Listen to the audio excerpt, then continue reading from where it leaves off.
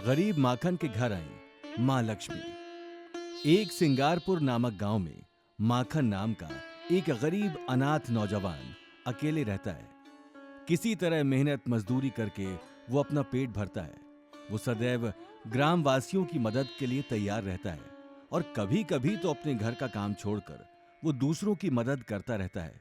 एक दिन वो पड़ोसी माधव को लेकर डॉक्टर के पास चला जाता है और आने में रात हो जाती है।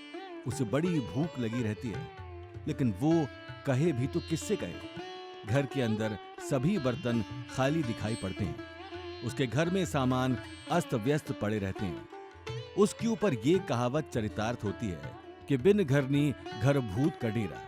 वो चुपचाप रात को भूखे पेट ही सो जाता है। सवेरे वो जल्दी उठ जाता है और खाने के जुगाड़ के बारे में सोचने लगता है। उसी समय पड़ोस की बूढ़ी चाची आ जाती हैं। अरे माखन, आज बड़े सवेरे सवेरे उठ गए। ये तो बड़ी अच्छी आदत है। रोज सवेरे उठा करो, घर के साफ सफाई के साथ नहाना धोना किया करो। इससे घर में समृद्धि आती है, माँ लक्ष्मी की कृपा होती है।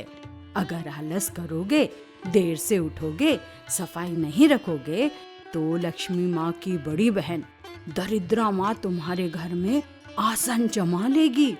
इसके बाद सुख और वैभव के लिए तुम तरस जाओगे। चाची, हम गरीबों के नसीब में सुख वैभव कहाँ लिखा है। दरिद्र पैदा होते हैं और दरिद्र रहकर ही ऊपर चले जाते हैं। माँ बाप बचपन में ही भगवान को प्यारे हो गए। कोई सिखाने समझाने वाला मिला नहीं। आप एक ही हो जो कभी कभी ज्ञान की दो चार बातें सिखा देती हो, वरना मेरी भलाई के बारे में कौन सोचता है। बड़े जोर की भूख लगी है, इसलिए नींद जल्दी खुल गई है। ऐसा लगता है बेटा, रात में तूने ठीक से खाया नहीं है।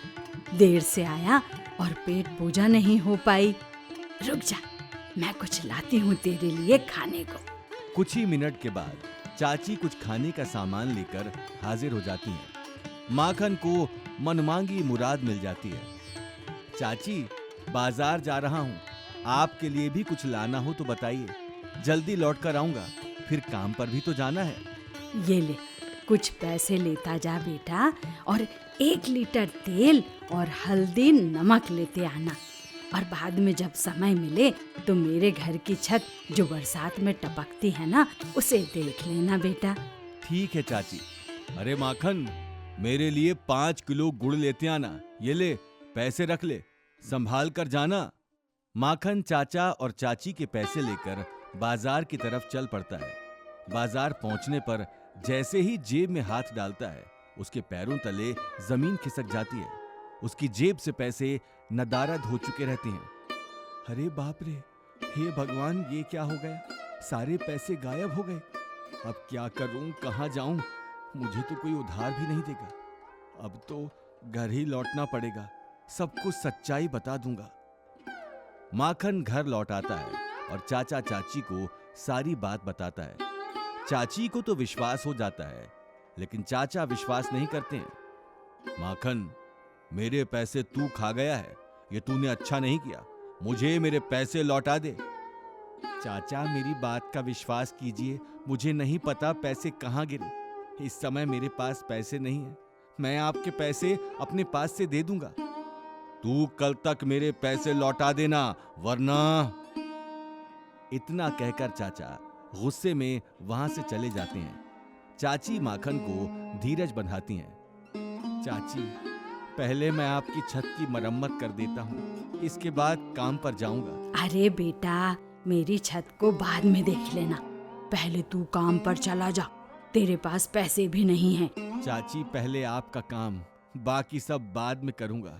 चलो, छत सही करता हूँ। माखन चाची की छत की मरम्मत कर देता है और उसके बाद ही काम पर चला जाता है। वहां सेठ बिगड़ जाता है। क्यों लाड साहब, ये तुम्हारे आने का समय है? खाला का घर समझ कर आए हो क्या? सेठ जी, माफ कर दीजिए, मैं 2 घंटे ज्यादा काम कर दूंगा। आपका काम पूरे किए बिना नहीं जाऊंगा। मुझे पैसों की बहुत जरूरत है।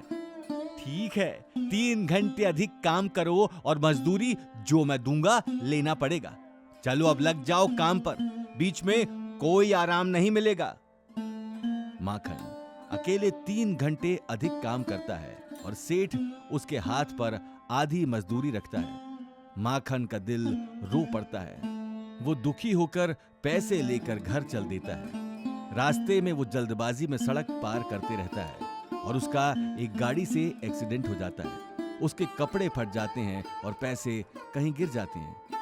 वो किसी तरह घर पहुंचता है। वहां भानु चाचा हाजिर मिलते हैं। क्यों रे माखन, इतनी देर कहां लगा दी? चल निकाल पैसे। चाची को माखन के फटेहाल रूप को देखकर दया आ जाती है। अरे भानु भैया, इस बेचारे का हाल तो देखो, घायल हो गया है, कपड़े फटे हुए हैं और तुम्हें अपनी पैसे की पड़ी है। हैं? क्या हुआ माखन बेटा, तुम्हारे कपड़े कैसे फट गए? चाची, एक गाड़ी से टकरा गया, जान बच गई लेकिन कपड़े फट गए। मेरे पैसे भी न जाने कहां गिर गए। बेटा, जान बची लाखों पाए, अरे पैसे तो फिर आ जाएंगे। भानु भैया, तुम मुझसे पैसे ले लेना, अब इसे परेशान मत करो, जाओ। ठीक है, मेरे पैसे मिल जाएं, चाहे ये दे चाहे तुम दो। दूसरे दिन सवेरे सवेरे माखन उठ जाता है। उसे चाची की बात याद आ जाती है।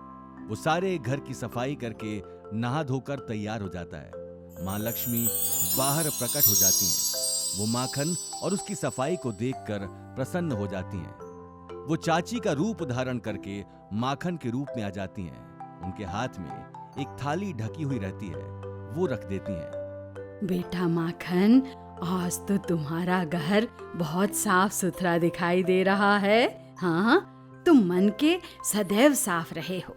मन के साथ तन और घर भी साफ कर दिया है।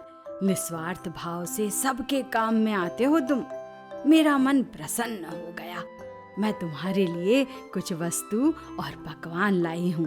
ये लो पकड़ो। इतना कहकर चाची के रूप में लक्ष्मी जी उपहार की थाली माखन के हवाले कर देती हैं। इधर माखन जब थाल के अंदर देखता है तो चौंक पड़ता है। उसमें कीमती उपहार और बहुत सारा सोना दिखाई पड़ता है। वो जैसे ही चाची समझकर मां लक्ष्मी की तरफ मुड़ता है, मां लक्ष्मी असली रूप में दिखाई पड़ती हैं। माखन उनके चरणों पर गिर पड़ता है। कल्याण हो, कल्याण हो। हे माखन, जो तन और मन से पवित्र होते हैं, मैं उनसे बहुत प्रसन्न हो जाती हूँ। मेरी इच्छा उनके घर पर जाने को बार बार करती है। कर्मठ, स्वच्छ हृदय, परोपकारी और स्वच्छता रखने वालों के यहाँ मेरी दीदी दरिद्रा कभी वास नहीं करती हैं। वहाँ तो मुझे ही जाना रहता है। मेरी दीदी तो सदा आलसी और अस्वच्छ लोगों के पास जाती है। तुम तो बहुत स्वच्छ और मन के बहुत अच्छे हो। मेरा आशीर्वाद तो माखन जैसे लोगों के लिए ही रहता है। मां लक्ष्मी आशीर्वाद देकर अंतर ध्यान हो जाती हैं। माखन मुड़कर देखता है तो उसका घर सारी सुंदर साज सज्जा से भर जाता है। इस प्रकार से निर्मल मन के परोपकारी और कर्मशील नेक माखन के ऊपर मां लक्ष्मी की विशेष कृपा हो जाती है और उसकी जिंदगी संवर जाती है। मां लक्ष्मी की सदा जय हो।